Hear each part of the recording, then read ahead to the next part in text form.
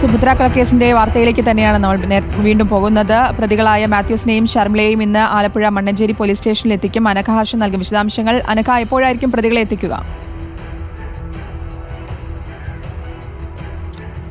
ശ്രുതി, ഇന്നലെ ഉച്ചയോടുകൂടിയാണ് കർണാടകയിലെ മണിപ്പാലിൽ വെച്ച ഈ സുഭദ്ര കേസിലെ പ്രതികളായിട്ടുള്ള മാത്യൂസും ഷർമിളയും പോലീസിന്റെ കസ്റ്റഡിയിലാകുന്നത്.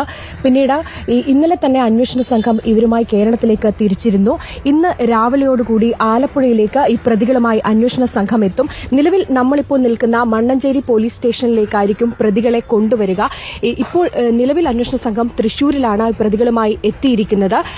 അവിടെ നിന്ന് ഏകദേശം 11 മണിയോടുകൂടി ായിരിക്കും പ്രതികളുമായി അന്വേഷണ സംഘം ഈ മണ്ണഞ്ചേരി പോലീസ് സ്റ്റേഷനിൽ എത്തി വരിക. ഈ സ്റ്റേഷൻ പരിധിയിലാണ് ഈ കൊലപാതകം കുറ്റകൃത്യം നടന്നിരിക്കുന്നത്. അതുകൊണ്ട് തന്നെയാണ് പ്രതികളെ ഈ സ്റ്റേഷനിലേക്ക് കൊണ്ടുവരുന്നത്. ഇവിടെ വെച്ച് പ്രതികളെ വിശദമായ ചോദ്യം ചെയ്യലിന് വിധേയമാക്കും. അതിനുശേഷം ഇന്ന് വൈകുന്നേരത്തോടു കൂടിയായിരിക്കും പ്രതികളുടെ അറസ്റ്റ് രേഖപ്പെടുത്തുക. അങ്ങനെ വൈകുന്നേരത്തോടുകൂടി അറസ്റ്റ് രേഖപ്പെടുത്തി കഴിഞ്ഞാൽ നാളെയായിരിക്കും പ്രതികളെ കോടതിയിൽ അല്ലെങ്കിൽ കസ്റ്റഡിയിൽ വാങ്ങുന്നതടക്കമുള്ള മറ്റ് നടപടികളിലേക്ക് അന്വേഷണ സംഘം കടക്കുക. നിലവിൽ ഈ കുറ്റകൃത്യത്തിൽ സുഭദ്ര കൊലക്കേസിൽ മാത്യൂസും ഷർമിളയും മാത്രമാണോ ഉൾപ്പെട്ടിട്ടുള്ളത്, അല്ലെങ്കിൽ മൂന്നാമതൊരാൾ കൂടി ഈ കുറ്റകൃത്യത്തിൽ ഉൾപ്പെട്ടിട്ടുണ്ടോ എന്നീ നിലകളിലേക്കൊക്കെയായിരിക്കും അന്വേഷണ സംഘത്തിന്റെ അന്വേഷണം മുന്നോട്ട് പുരോഗമിക്കുക.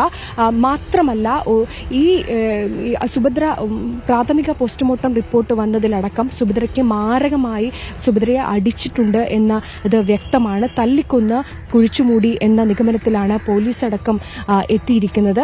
അതുകൊണ്ട് തന്നെ ഈ സുഭദ്രയെ അടിക്കാൻ ഉപയോഗിച്ച ആയുധം ആ രീതിയിലൊക്കെ തന്നെ അന്വേഷണം പുരോഗമിക്കും. എന്തായാലും ഒരു നാടിനെ ഒന്നാകെ നടുക്കിയ ഒരു കൊലപാതകമാണ് ഉണ്ടായിട്ടുള്ളത്.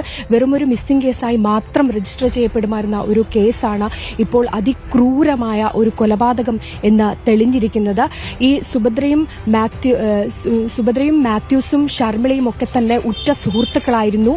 ഈ ഷർമിള പലപ്പോഴും നാട്ടുകാരോടക്കം പറഞ്ഞിരിക്കുന്നത് തന്റെ അമ്മയുടെ സഹോദരിയാണ് സുഭദ്ര എന്നൊക്കെയാണ്. അത്തരത്തിൽ നല്ല രീതിയിലൊരു ബന്ധം ഇവർ തമ്മിൽ ഉണ്ടായിരുന്നു. പിന്നെ എങ്ങനെയാണ് അത് കൊലപാതകത്തിലേക്കും ഒക്കെ തന്നെ നയിച്ചത്? ഇങ്ങനെ നിരവധി ചോദ്യങ്ങൾ ഈ കേസുമായി ബന്ധപ്പെട്ട് ഉയരുന്നുണ്ട്.